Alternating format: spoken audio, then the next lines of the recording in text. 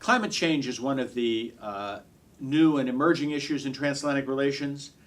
As many of you know, in December, the nations of the world will gather in Copenhagen for a climate summit, out of which it is hoped will come a new climate agreement to help in the reduction of the emission of greenhouse gases and putting the world on a glide path toward a more sustainable set of emissions and a slowing of the warming of the atmosphere.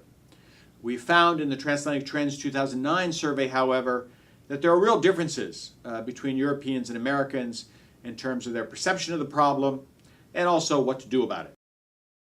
People on both sides of the Atlantic are quite concerned about climate change. When you ask people this question and you tout up the very concerned and somewhat concerned, in almost all countries, it's 70 or 80% of the public are concerned. So we have pulled out here for your viewing only those who say they are very concerned about climate change.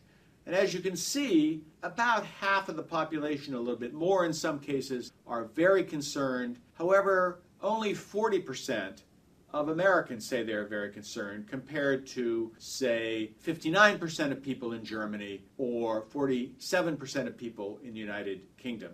So the intensity of concern is far greater in most of Europe than it is in the United States. We asked people whose responsibility it was to deal with the climate problem. Europeans were much more supportive of it being government's responsibility, not citizens' responsibility. Americans were far less likely to say it was government's responsibility. And with the Copenhagen summit coming up, we asked people, is this really an issue that can only be effectively dealt with at the international level? 4/5 of Europeans said yes, it has to be done at the international level.